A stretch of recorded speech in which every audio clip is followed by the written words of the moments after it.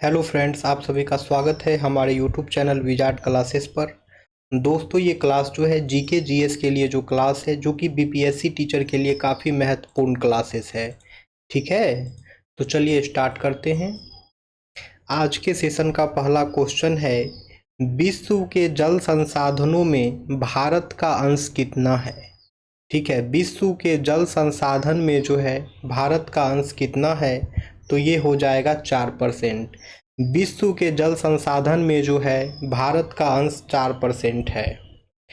अब है, भारत के किस राज्य में उसके क्षेत्र का अधिकतम प्रतिशत जो क्षेत्र है वनाच्छादित है। वनाच्छादित है, ठीक है, तो ये हो जाएगा मिजोरम। ठीक है, कौन से भारतीय राज्य की अधिकतम सीमा जो है म्यांमार से स्पर्श करती है। तो भारतीय राज्य की अधिकतम सीमा जो है म्यांमार से कौन स्पर्श करती है। ऑप्शन ए है Manipur, option B Arunachal Pradesh, option C Mizoram, option D Nagaland. तो इसका आंसर जो है वो हो जाएगा अरुणाचल प्रदेश। इसका आंसर जो है वो हो जाएगा अरुणाचल प्रदेश। यानी कि अरुणाचल प्रदेश राज्य है उसकी अधिकतम सीमा म्यांमार से स्पर्श करती है। ठीक है, यानी कि अरुणाचल प्रदेश जो राज्य है उसकी अधिकतम सीमा म्यांमार से स्पर्श करती है। नेक्स्ट क्वेश्चन है, निम्नलिखित में से किस गैस का प्रतिशत मात्रा आयतन वायुमंडल में सबसे कम है। निम्नलिखित में से किस गैस का प्रतिशत मात्रा आयतन जो है वायुमंडल में सबसे कम है। ऑप्शन ए है आर्गन, ऑप्शन बी है कार्बन डाइऑक्साइड, ऑप्शन डी है नाइट्रोजन, ऑप्शन डी है ऑक्सीजन। तो इसका करेक्ट आंसर जो है वो हो जाएगा कार्बन डाइऑक्साइड। इसका करेक्ट आंसर जो है वो हो जाएगा कार्बन डाइऑक्साइड। यानी कि कार्बन डाइऑक्साइड गैस का प्रतिशत मात्रा जो है आयतन वायुमंडल में सबसे कम है। ठीक है, तो आइए देखिए, पृथ्वी के वायुमंडल में नाइट्रोजन जो है 78%, ऑक्सीजन जो है 21% सबसे अधिक मात्रा में पाई जाने वाली गैसें हैं। इसके बाद जो है आर्गन लगभग 0.93% और कार्बन डाइऑक्साइड जो है लगभग 0.4% का स्थान आता है। हाइड्रोजन बहुत कम मात्रा में लगभग 0.000055% पाई जाती है। अब है, महाविस्फोट सिद्धांत किससे संबंधित है। महाविस्फोट सिद्धांत जो है किससे संबंधित है। ऑप्शन ए है महाद्वीपीय विस्थापन से, ऑप्शन बी है ब्रह्मांड की उत्पत्ति से, ऑप्शन सी है हिमालय की उत्पत्ति से, ऑप्शन डी है ज्वालामुखियों के विस्फोट से। तो इसका करेक्ट आंसर जो है वो हो जाएगा ब्रह्मांड की उत्पत्ति से। यानी कि महाविस्फोट सिद्धांत जो है वो ब्रह्मांड की उत्पत्ति से संबंधित है। यानी कि महाविस्फोट सिद्धांत जो है ब्रह्मांड की उत्पत्ति से संबंधित है।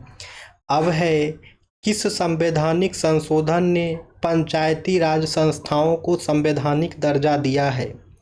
किस संवैधानिक संशोधन ने पंचायती राज संस्थाओं को जो है संवैधानिक दर्जा दिया है। ऑप्शन ए है 72वां संशोधन, ऑप्शन बी है 73वां संशोधन, ऑप्शन सी है 74वां संशोधन, ऑप्शन डी है 75वां संशोधन। तो इसका करेक्ट आंसर जो है वो हो जाएगा 73वां संशोधन। इसका करेक्ट आंसर जो है वो हो जाएगा 73वां संशोधन। यानी कि 73वां जो संवैधानिक संशोधन है, यानी कि 73वां जो संवैधानिक संशोधन है उसने पंचायती राज संस्थाओं को जो है संवैधानिक दर्जा दिया है। 73वां संवैधानिक संशोधन जो है पंचायती राज संस्थाओं को संवैधानिक दर्जा दिया है। इसका डिस्कशन देखिए, 73वां संवैधानिक संशोधन अधिनियम 1992 में जो है पंचायती राज संस्थाओं को संवैधानिक दर्जा दिया है। इस संशोधन ने संविधान में एक नया भाग 9 जोड़ा है जिसका शीर्षक पंचायत है, और इसमें अनुच्छेद 243 से 243 ओ तक के प्रावधान शामिल हैं। इसके अतिरिक्त एक 11वीं अनुसूची जोड़ी गई है जिसमें पंचायतों के कार्यों के अंतर्गत जो है 29 विषय शामिल हैं। ठीक है, तो पंचायत सूची में जो है दोस्तों 29 विषय शामिल है, इसे याद रखना है। और 73वां संवैधानिक संशोधन अधिनियम 1992 में जो है पंचायती राज संस्थाओं को जो है संवैधानिक दर्जा दिया गया है, इसे याद रखना है। आइए और भी देख लेते हैं इसका डिस्कशन डिटेल में। 73वां संवैधानिक संशोधन अधिनियम 1992 के जो है मुख्य प्रावधान। संवैधानिक दर्जा। पंचायती राज संस्थाओं को संवैधानिक दर्जा प्रदान किया गया, जिससे वे स्थानीय स्वशासन की एक महत्वपूर्ण इकाई बन पाई। भाग 9। संविधान में पंचायती शीर्षक से एक नया भाग 9 जोड़ा गया, जिसमें पंचायती राज से संबंधित प्रावधान शामिल हैं। अनुच्छेद 243 से 243 ओ, ठीक है। इसमें जो है इस भाग में अनुच्छेद 243 से 243 ओ तक पंचायतों से संबंधित विभिन्न प्रावधान शामिल हैं, जैसे कि उनकी संरचना, चुनाव शक्तियां और कार्य। फिर 11वीं अनुसूची जोड़ी गई, जिसमें पंचायतों के कार्यों के अंतर्गत 29 विषय को जो है शामिल किया गया है। फिर है त्रिस्तरीय प्रणाली। यह संशोधन त्रिस्तरीय पंचायती राज प्रणाली का प्रावधान करता है, जिसमें कि ग्राम, मध्यवर्ती और जिला स्तरीय तीनों आएंगे। यह संशोधन जो है 24 अप्रैल 1993 को जो है लागू हुआ, और इस दिन को जो है भारत में राष्ट्रीय पंचायती राज दिवस के रूप में मनाया जाता है। तो जीके का एक क्वेश्चन यहाँ से याद कर लीजिए कि राष्ट्रीय पंचायत दिवस जो है, राष्ट्रीय पंचायती राज दिवस कब मनाया जाता है, तो 24 अप्रैल 1993 को जो है 24 अप्रैल 1993 को जो है राष्ट्रीय पंचायती राज दिवस मनाया जाता है। अब है किस अनुच्छेद के तहत जो है पंचायतों को संवैधानिक दर्जा दिया गया था। किस अनुच्छेद के तहत जो है पंचायतों को संवैधानिक दर्जा दिया गया था। ऑप्शन ए है अनुच्छेद 226, ऑप्शन बी है अनुच्छेद 243, ऑप्शन सी है अनुच्छेद 239, ऑप्शन डी है अनुच्छेद 240। तो इसका करेक्ट आंसर हो जाएगा अनुच्छेद 243। इसका करेक्ट आंसर हो जाएगा अनुच्छेद 243। यानी कि अनुच्छेद 243 के तहत जो है पंचायतों को संवैधानिक दर्जा दिया गया था। यानी कि अनुच्छेद 243 के तहत जो है पंचायतों को संवैधानिक दर्जा दिया गया था। डिस्कशन देखिए। 73वां संविधान संशोधन अधिनियम 1992 द्वारा जो है भारतीय संविधान के भाग 9 में अनुच्छेद 243 से 243 ओ तक जो है पंचायतों से संबंधित प्रावधान शामिल किए गए हैं, जिससे पंचायतों को संवैधानिक दर्जा दिया गया है। इसके अतिरिक्त 11वीं अनुसूची भी जोड़ी गई है, जिसमें पंचायतों के कार्यों से संबंधित 29 विषय शामिल हैं। अब है जब राष्ट्रपति और उपराष्ट्रपति के पद खाली हैं तो कौन उनका काम करेगा। जब राष्ट्रपति और उपराष्ट्रपति दोनों के पद खाली हैं तो उनका काम कौन करेगा। ऑप्शन ए है भारत के मुख्य न्यायाधीश, ऑप्शन बी है संसद, ऑप्शन सी है भारत के महाधिवक्ता, ऑप्शन डी है इनमें से कोई नहीं। तो इसका करेक्ट आंसर जो है वो हो जाएगा भारत के मुख्य न्यायाधीश। इसका करेक्ट आंसर हो जाएगा भारत के मुख्य न्यायाधीश। यानी कि जब राष्ट्रपति और उपराष्ट्रपति के पद खाली हैं तो उनका काम जो है भारत के मुख्य न्यायाधीश करेंगे। जब राष्ट्रपति और उपराष्ट्रपति के पद खाली हैं तो उनका काम जो है भारत के मुख्य न्यायाधीश करेंगे। आइए डिस्कशन देखें। भारतीय संविधान का अनुच्छेद 65 प्रावधान करता है कि यदि राष्ट्रपति का पद खाली होता है तो उपराष्ट्रपति राष्ट्रपति के रूप में कार्य करेगा। हालांकि यदि उपराष्ट्रपति का पद भी खाली है तो भारत के मुख्य न्यायाधीश राष्ट्रपति के रूप में कार्य करते हैं। यह व्यवस्था जो है भारत सरकार अधिनियम 1969 में की गई थी, ताकि राष्ट्रपति और उपराष्ट्रपति दोनों के पद खाली होने की स्थिति में संवैधानिक व्यवस्था जो है बनी रहे। इसलिए जब राष्ट्रपति और उपराष्ट्रपति दोनों के पद एक साथ खाली होते हैं तो भारत के मुख्य न्यायाधीश जो हैं कार्यवाहक राष्ट्रपति के रूप में कार्य करते हैं। अब है भारहीनता की अवस्था में एक मोमबत्ती की ज्वाला का आकार क्या हो जाएगा। भारहीनता की अवस्था में एक मोमबत्ती की ज्वाला का आकार क्या हो जाएगा। ऑप्शन ए है वही रहेगा, ऑप्शन बी है अधिक छोटा, ऑप्शन सी है अधिक बड़ा, ऑप्शन डी है गोलाकार। तो इसका करेक्ट आंसर जो है वो हो जाएगा वही रहेगा। यानी भारहीनता की अवस्था में एक मोमबत्ती की ज्वाला का आकार जो है वही रहेगा। यानी कि भारहीनता की अवस्था में एक मोमबत्ती की ज्वाला का आकार जो है वही रहेगा। अब है प्रतिध्वनि को सुनने के लिए न्यूनतम दूरी कितनी होनी चाहिए। प्रतिध्वनि को सुनने के लिए जो है न्यूनतम दूरी कितनी होनी चाहिए। ऑप्शन ए है 5 मीटर, ऑप्शन बी है 10 मीटर, ऑप्शन सी है 13 मीटर, ऑप्शन डी है 17 मीटर। तो इसका करेक्ट आंसर जो है वो हो जाएगा 17 मीटर। इसका करेक्ट आंसर जो है वो हो जाएगा 17 मीटर। यानी कि प्रतिध्वनि को सुनने के लिए जो है न्यूनतम दूरी 17 मीटर होनी चाहिए। यानी कि प्रतिध्वनि को सुनने के लिए जो है न्यूनतम दूरी 17 मीटर होनी चाहिए।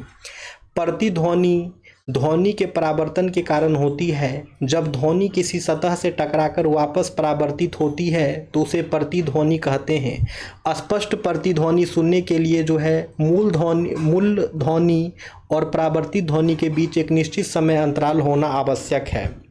अब है हमें वास्तविक सूर्योदय से कुछ मिनट पूर्व ही सूर्य दिखाई देने का कारण है। हमें जो है वास्तविक सूर्य से कुछ मिनट पूर्व ही सूर्य दिखाई देने का कारण है। ऑप्शन ए है प्रकाश का परिकर्णन, ऑप्शन बी है प्रकाश का विवर्तन, ऑप्शन सी है प्रकाश का पूर्ण आंतरिक परावर्तन, ऑप्शन डी है प्रकाश का अपवर्तन। तो इसका करेक्ट आंसर हो जाएगा प्रकाश का अपवर्तन। इसका करेक्ट आंसर हो जाएगा प्रकाश का अपवर्तन। यानी कि हमें वास्तविक सूर्योदय से कुछ मिनट पूर्व ही सूर्य दिखाई देने का कारण है प्रकाश का अपवर्तन। यानी कि हमें वास्तविक सूर्योदय से कुछ मिनट पूर्व ही सूर्य दिखाई देने का कारण जो है प्रकाश का अपवर्तन है। अब है एक केस नली में जल की अपेक्षा एक तरल अधिक ऊंचाई तक चढ़ता है, इसका कारण क्या है? एक केस नली में जो है जल की अपेक्षा एक तरल जो है अधिक ऊंचाई तक चढ़ता है, इसका कारण क्या है? ऑप्शन ए है तरल जल की अपेक्षा अधिक श्यान है, तरल का ताप जल की अपेक्षा अधिक है, तरल का पृष्ठ तनाव जल की अपेक्षा कम है। अब है तरल का पृष्ठ तनाव जो है जल की अपेक्षा अधिक है। तो इसका करेक्ट आंसर जो है वो हो जाएगा दोस्तों ऑप्शन डी, यानी कि तरल का पृष्ठ तनाव जो है जल की अपेक्षा जो है अधिक है। ठीक है, अब आगे आते हैं दोस्तों नेक्स्ट क्वेश्चन पे। अच्छा, इसी का डिस्कशन देखिए। एक केस नली कैपिलरी ट्यूब में जो है जल की अपेक्षा एक तरल अधिक ऊंचाई तक चढ़ता है, इसका कारण तरल का पृष्ठ तनाव सरफेस टेंसर और आसंजन यानी कि एडहेशन बल है। जब एक तरल को केस नली में डाला जाता है तो यह दो मुख्य बलों के कारण ऊपर चढ़ता है। आसंजन बल जो तरल और केस नली की दीवार के बीच लगता है, और संसंजन बल जो तरल के अणुओं के बीच लगता है। यदि आसंजन बल संसंजन बल से अधिक है तो तरल केस नली में ऊपर चढ़ेगा। जल की तुलना में कुछ तरल पदार्थों में आसंजन बल अधिक होता है, जिसके कारण वे केस नली में अधिक ऊंचाई तक चढ़ते हैं। संक्षेप में एक तरल का केस नली में अधिक ऊंचाई तक चढ़ना आसंजन और संसंजन बलों के बीच संबंध पर निर्भर करता है, और कुछ तरल पदार्थों में आसंजन बल अधिक होने के कारण वे जल की तुलना में अधिक ऊंचाई तक चढ़ते हैं। अब है जलते हुए बल्ब विद्युत के तंतु का ताप सामान्यतः क्या होता है? जलते हुए बल्ब विद्युत के तंतु का ताप सामान्यतः क्या होता है? तो ये हो जाएगा 3000 डिग्री सेल्सियस से 3500 डिग्री सेल्सियस। ठीक है, जलते हुए बल्ब विद्युत के तंतु का ताप जो है सामान्यतः 3000 डिग्री सेल्सियस से 3500 डिग्री सेल्सियस होता है। जब एक गिलास जल में तैरता हुआ बर्फ का टुकड़ा जब पूर्णतः पिघल जाएगा तब जल का स्तर क्या होगा? जब एक गिलास जल में तैरता हुआ बर्फ का टुकड़ा जो है पूर्णतः पिघल जाएगा तब जल का स्तर क्या होगा? ऑप्शन ए है बढ़ जाएगा, ऑप्शन बी है घट जाएगा, ऑप्शन सी है समान रहेगा, ऑप्शन डी है कहा नहीं जा सकता। तो इसका करेक्ट आंसर जो है वो होगा समान रहेगा। इसका करेक्ट आंसर जो है वो है समान रहेगा। यानी कि जब एक गिलास में जल में तैरता हुआ बर्फ का टुकड़ा जो है पूर्णतः पिघल जाएगा तब जल का स्तर जो है समान रहेगा। ठीक है, जब एक गिलास जल में तैरता हुआ बर्फ का टुकड़ा जो है पूर्णतः पिघल जाएगा तब जल का स्तर जो है समान रहेगा। डिस्कशन देखिए, जब एक गिलास में तैरता हुआ बर्फ का टुकड़ा पूरी तरह से पिघल जाएगा तो पानी का स्तर वही रहेगा। ऐसा इसलिए है क्योंकि बर्फ अपने आयतन के बराबर पानी को विस्थापित करती है, और जब यह पिघलती है तो यह पानी में बदल जाती है, और यह मात्रा उस पानी की मात्रा के बराबर होती है जो विस्थापित हुई थी। अब है यदि साबुन के दो भिन्न भिन्न व्यास के बुलबुलों को एक नली द्वारा एक दूसरे के संपर्क में लाया जाए तो क्या घटित होगा? यदि साबुन के दो भिन्न भिन्न व्यास के बुलबुलों को एक नली द्वारा जो है एक दूसरे के संपर्क में लाया जाए तो क्या घटित होगा? ऑप्शन ए है दोनों बुलबुलों का आकार वही रहेगा। ऑप्शन बी है छोटा बुलबुला और छोटा वह बड़ा बुलबुला और बड़ा हो जाएगा। ऑप्शन सी है समान आकार प्राप्त करने के लिए छोटा बुलबुला बड़ा व बड़ा बुलबुला छोटा हो जाएगा। ऑप्शन डी है दोनों बुलबुले संपर्क में आते ही फट जाएंगे। तो करेक्ट आंसर जो है वो बी होगा। छोटा बुलबुला जो है और छोटा और बड़ा बुलबुला जो है और बड़ा हो जाएगा। यदि साबुन के दो भिन्न भिन्न व्यास के बुलबुलों को एक नली द्वारा जो है एक दूसरे के संपर्क में लाया जाए तो छोटा बुलबुला जो है और छोटा और बड़ा बुलबुला जो है और बड़ा हो जाएगा। अब है गोताखोरों द्वारा गहरे समुद्र में सांस लेने के लिए ऑक्सीजन के साथ किस गैस को मिश्रित किया जाता है। गोताखोरों द्वारा जो है गहरे समुद्र में सांस लेने के लिए ऑक्सीजन के साथ किस गैस को मिश्रित किया जाता है। ऑप्शन ए है helium, option B nitrogen, option C argon, option D hydrogen. तो इसका करेक्ट आंसर जो है वो हो जाएगा हीलियम। इसका करेक्ट आंसर जो है वो हो जाएगा हीलियम। यानी कि गोताखोरों द्वारा जो है गहरे समुद्र में सांस लेने के लिए जो है ऑक्सीजन के साथ हीलियम गैस को मिश्रित किया जाता है। यानी कि गोताखोरों द्वारा जो है गहरे समुद्र में सांस लेने के लिए जो है ऑक्सीजन के साथ हीलियम गैस को मिश्रित किया जाता है। निम्नलिखित में से कौन सा तत्व जर्मन सिल्वर में उपस्थित नहीं होता है। निम्नलिखित में से कौन सा तत्व जो है जर्मन सिल्वर में उपस्थित नहीं होता है। ऑप्शन ए है तांबा, option B aluminium, option C जस्ता, ऑप्शन डी निकेल। इसका करेक्ट आंसर जो है वो हो जाएगा अल्मुनियम। इसका करेक्ट आंसर जो है वो हो जाएगा अल्मुनियम। ठीक है, अल्मुनियम को जो है जर्मन सिल्वर में उपस्थित नहीं होता है। अब है प्लास्टर ऑफ पेरिस का रासायनिक नाम क्या है। प्लास्टर ऑफ पेरिस का रासायनिक नाम क्या है। ऑप्शन ए है कैल्शियम सल्फेट, ऑप्शन बी है calcium sulphate monohydrate, option C है कैल्शियम क्लोराइड, ऑप्शन डी है कैल्शियम सल्फेट अर्ध हाइड्रेटेड। तो इसका आंसर हो जाएगा दोस्तों कैल्शियम सल्फेट। इसका आंसर हो जाएगा कैल्शियम सल्फेट। यानी कि प्लास्टर ऑफ पेरिस का रासायनिक नाम जो है कैल्शियम सल्फेट होगा। यानी कि प्लास्टर ऑफ पेरिस का रासायनिक नाम जो है कैल्शियम सल्फेट होगा। अब है दूध के निष्कासन के लिए उत्तरदायी हार्मोन कौन सा है। दूध के निष्कासन के लिए जो है उत्तरदायी हार्मोन कौन सा है। ऑप्शन ए है ऑक्सीटोसिन, ऑप्शन सी बी है ACH, ऑप्शन सी है प्रोलैक्टिन, ऑप्शन डी है PTH। तो इसका करेक्ट आंसर जो है वो हो जाएगा ऑक्सीटोसिन। इसका करेक्ट आंसर जो है वो हो जाएगा ऑक्सीटोसिन। यानी कि दूध के निष्कासन के लिए उत्तरदायी हार्मोन जो है ऑक्सीटोसिन है। यानी दूध के निष्कासन के लिए जो उत्तरदायी हार्मोन है वो ऑक्सीटोसिन है। ठीक है, यह हार्मोन मस्तिष्क में बनता है। ठीक है दोस्तों, ऑक्सीटोसिन हार्मोन जो है यह हार्मोन मस्तिष्क में बनता है और पिट्यूटरी ग्रंथि द्वारा जो है रक्त प्रवाह में स्रावित होता है। ठीक है, और पिट्यूटरी ग्रंथि द्वारा जो है पिट्यूटरी ग्लैंड के द्वारा जो है रक्त प्रवाह में स्रावित होता है। अब है सुपर कंप्यूटर के लिए शब्द लंबाई का प्रास होता है। ऑप्शन ए है 16 बीट तक, ऑप्शन बी है 32 बीट तक, ऑप्शन सी है 64 बीट तक, ऑप्शन डी है 128 बीट तक। तो इसका करेक्ट आंसर हो जाएगा 64 बीट तक। इसका करेक्ट आंसर हो जाएगा 64 बीट तक। यानी सुपर कंप्यूटर के लिए शब्द लंबाई का प्रास जो है 64 बीट होगा। यानी कि सुपर कंप्यूटर के लिए शब्द लंबाई का प्रास जो है 64 बीट होगा। ठीक है, तो चलिए दोस्तों अब आते हैं हम लोग प्रीवियस ईयर कुछ ज्योग्राफी के क्वेश्चंस को डिस्कस कर लें। ठीक है, ज़्यादा टाइम नहीं लेंगे, 10 क्वेश्चन जो है ज्योग्राफी का भी डिस्कस कर देंगे जो कि प्रीवियस ईयर क्वेश्चन है। प्रीवियस ईयर क्वेश्चन जो है आपके एग्जाम में बहुत ही इंपॉर्टेंट होता है, इसलिए जो है प्रीवियस ईयर क्वेश्चन करना बहुत ही ज़रूरी है। तो भारत में घड़ियाल प्रजनन केंद्र कहाँ स्थापित किया गया है।